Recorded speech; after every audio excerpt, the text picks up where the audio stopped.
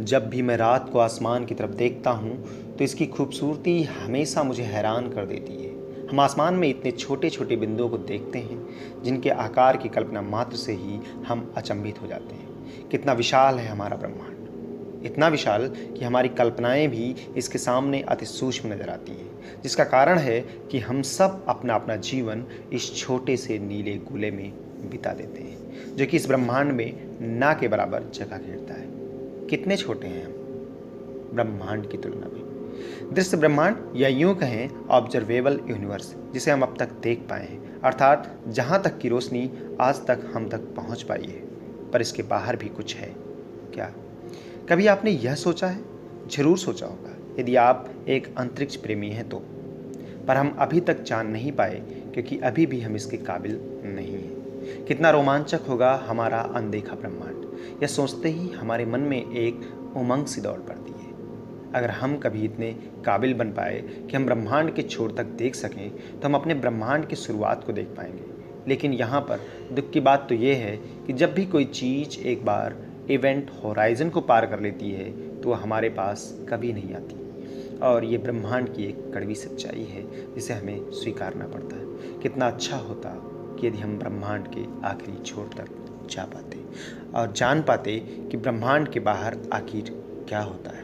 तो चलिए चलते हैं एक ऐसे काल्पनिक सफ़र पर जिसमें हम अपने सवालों के जवाब खोजेंगे, लेकिन उसके लिए आपको भी चलना होगा मेरे साथ उस काल्पनिक सफ़र पर। ब्रह्मांड की शुरुआत एक बहुत बड़े विस्फोट से हुई थी जिसे हम द बिग बैंग के नाम से जानते हैं। और शुरुआत के समय कॉस्मिक माइक्रोवेव ग्राउंड का रंग ऑरेंज यानी नारंगी था, अर्थात हमारा ब्रह्मांड शुरुआत के समय अरबों सालों तक ऑरेंज कलर का था और फिर अगले अरबों सालों तक यह अंधकार में डूबा रहा और फिर जन्म हुआ प्रकाशीय स्रोतों का, या यूं कहें तो तारों का। और इन तारों को हम धरती पर रहते हुए देख पाते हैं, जिसका कारण है इनका स्वयं का प्रकाश।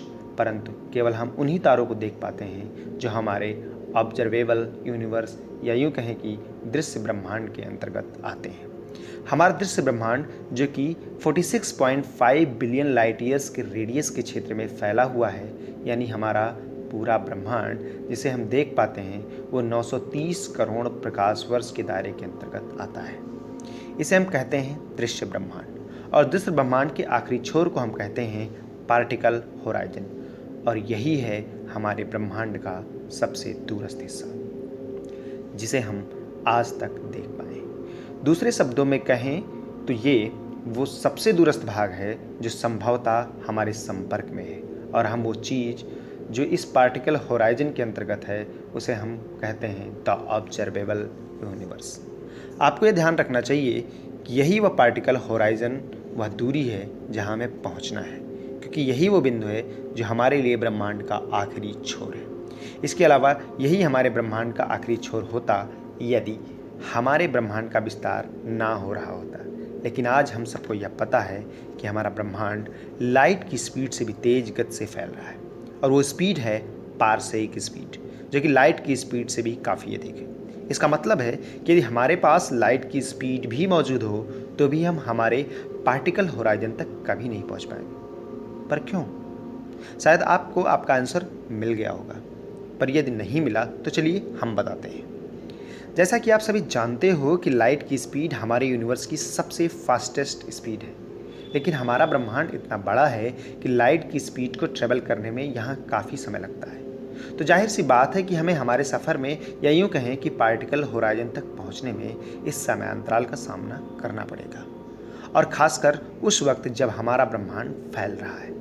इसका मतलब जब हमारे नॉन यूनिवर्स के आखिरी छोर यानी पार्टिकल होराइजन तक के सफ़र को हम तय करेंगे, तब उस समय अंतराल के बाद जब हम उस ज्ञात ब्रह्मांड के ज्ञात छोर तक पहुँचेंगे, तब ब्रह्मांड के फैलाव के कारण यह छोर भी अपने स्थान से काफ़ी दूर जा चुका होगा, जो हमें कितनी दूरी को तय करना होगा।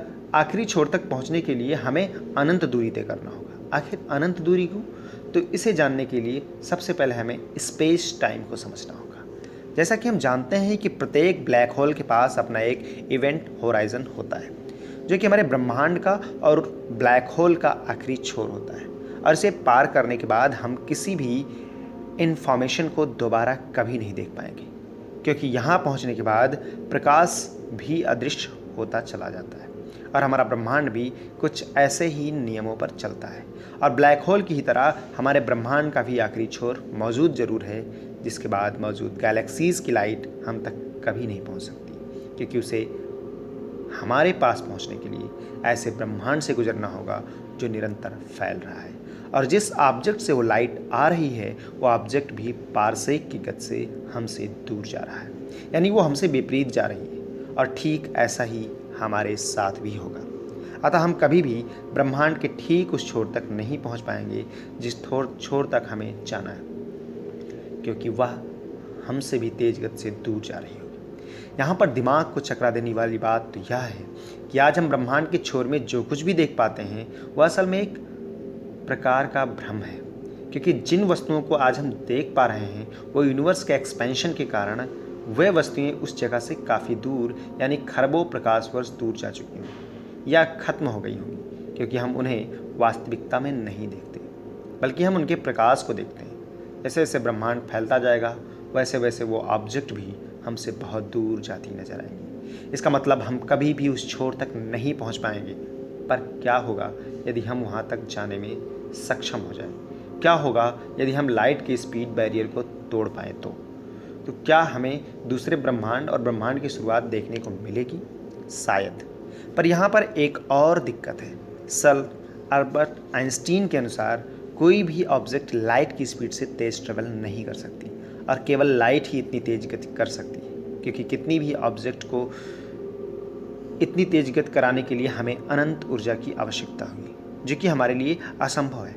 परंतु फिर भी हमारे पास कुछ दूसरे उपाय हैं जिनके जरिए हम इस कॉस्मिक स्पेस लिमिट को तोड़ सकते हैं। और आपको जानकर खुशी होगी कि हम इस काम में ऑलरेडी लगे हुए हैं। साल 1909 में हमारे एक महान वैज्ञानिक जिनका नाम था जैकब्स कार्नेलियस कैप्टिन, इन्होंने सबसे पहले एक नोवा में सुपर न्यूमिनल मोशन को देखा था। सुपर न्यूमिनल मोशन प्रत्यक्ष रूप से प्रकाश की स्पीड से भी तेज मोशन है, जिसे मुख्य रूप से कुछ रेडियो गैलेक्सीज और क्वाज़ार में देखा जा सकता है।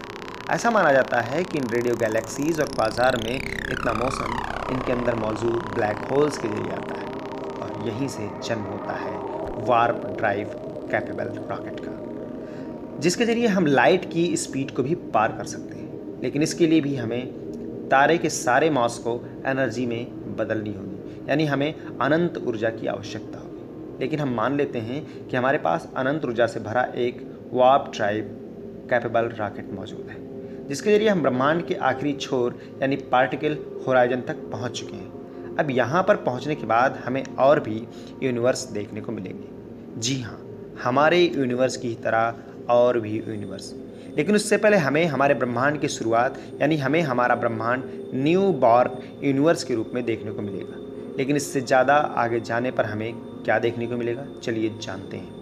हमारे विज्ञान और हमारे ब्रह्मांड से मिले आंकड़े हमें बतलाते हैं कि बड़े पैमाने पर हमारा ब्रह्मांड ज़्यादातर सपाट है, और छोटे पैमाने पर यह गैलेक्सीज, स्टार्स, प्लैनेट का घर है, यानी एक गोलाकार ब्रह्मांड है जिसे हम विस्तार मानते हैं। यहाँ पर हमें आकाश गंगाओं का वितरण और कॉस्मिक बैकग्राउंड रेडिएशन से यह पता चलता है कि हमारा ब्रह्मांड ज़्यादातर सपाट है, लेकिन यह अंत तक सपाट नहीं।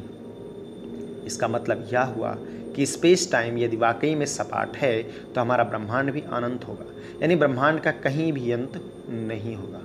लेकिन अब सबसे बड़ा सवाल यहाँ पर पैदा होता है कि क्या वाकई में हमारा ब्रह्मांड सपाट है? इसका उत्तर जानने के लिए हम अभी काबिल नहीं हैं, लेकिन कुछ अन्य उपायों के जरिए हम इसका अंदाज़ा लगा सकते हैं।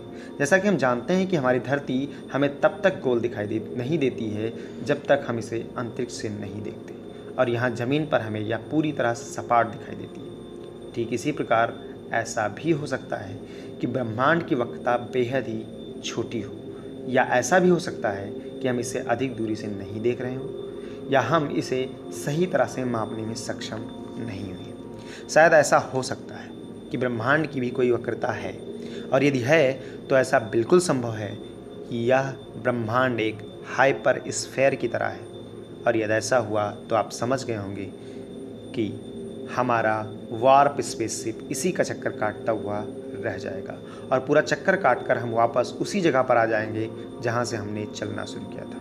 और इसी विचार से एक नई सोच मल्टीवर्स यूनिवर्स का जन्म होता है। कुछ सिद्धांत हमें बताते हैं कि हमारा ब्रह्मांड एक बबल के रूप में हो सकता है, जो कि अनंत दूरी तक फैला मल्टीवर्स का हिस्सा है।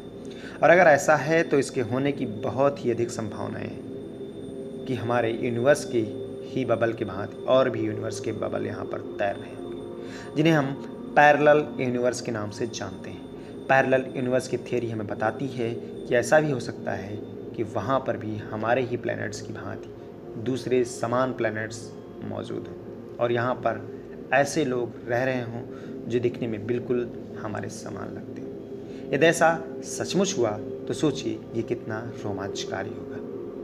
भविष्य में क्या हम उन तक पहुंच पाएंगे? अभी सिर्फ एक कल्पना है। ऐसे ही जानकारियों से जुड़े रहने के लिए हमारे चैनल को सब्सक्राइब करें। Thank you, thanks for watching. जय हिंद।